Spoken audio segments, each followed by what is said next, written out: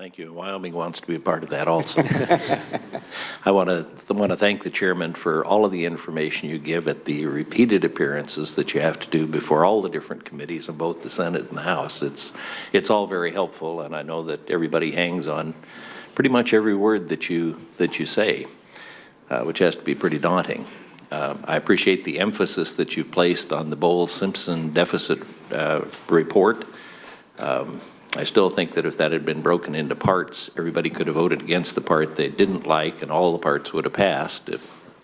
And then could have come to the Senate, and I think in 6 parts we could have passed it too and averted a lot of this. But it was an austerity program, which makes it pretty tough. But to avert a fiscal catastrophe, most of the European governments enacted austerity programs that actually reduced government spending. And recently, sovereign bond auctions by fiscally troubled Eurozone countries enjoyed surprising demand, which resulted in yields well below expectations. The New York Times suggested that these auctions are a sign that the austerity measures have comforted investors and lured them back into the Eurozone bond. Despite the passage of the Budget Control Act, the U.S. federal spending is expected to grow in 2012.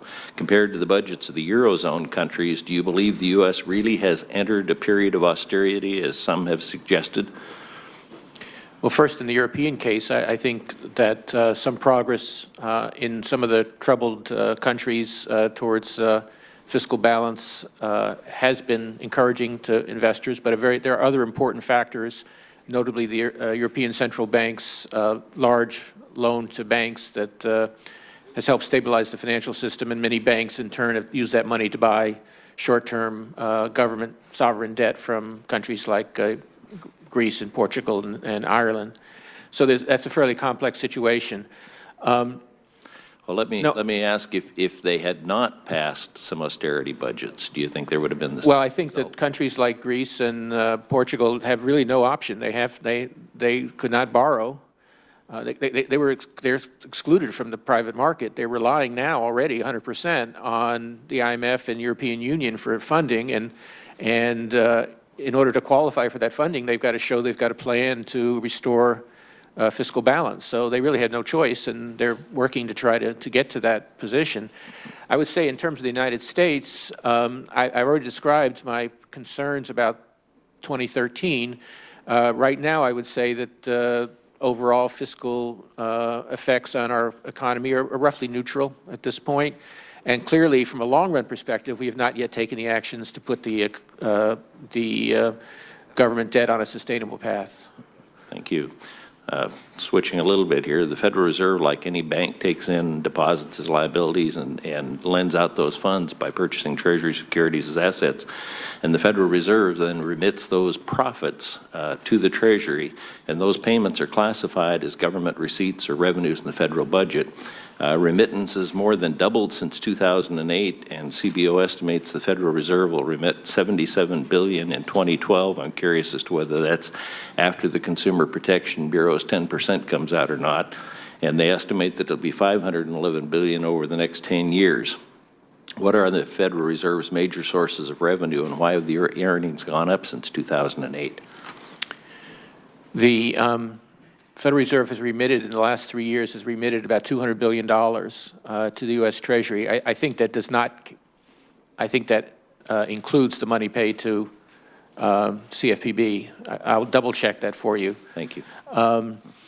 The reason that our remittances to the Treasury have gone up by so much, prior to the recent years, we rarely remitted more than $20 or $25 billion in a year. So the reason it's gone up so much is that as part of our monetary policy, we have, as you know, purchased Treasury securities, longer-term Treasury securities, and mortgage-backed securities, agency mortgage-backed securities. The return on those securities comes to the Fed, and then we take it and pass it back to the Treasury. So that's where the profit is coming from. In addition, the various programs we undertook during the crisis have all turned out to be profitable, and we've put that money back to the Treasury as well.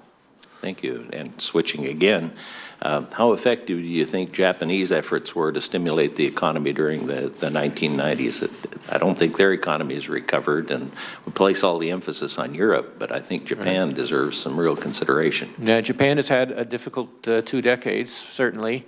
I think there are some important differences between Japan and the United States. One that I would particularly stress is that Japan has had deflation, falling prices now for quite a long time. And combined with interest rates that can't go below zero, that creates financial tightness in their economy, which prevents, to some extent, investment and growth. Also, the Japanese were not as quick as the U.S. To recapitalize their banks as we did in 2009.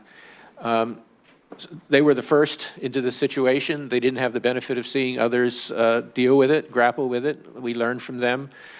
They continue to provide monetary policy support. I think it's important to note that yet one other difference is that Japanese demographics are quite different from that of the U.S. The workforce is actually beginning to shrink because they have very low birth rates and low population growth rates. And that is certainly going to be a factor that's going to keep their growth down in period to come. Thank you. My time's expired.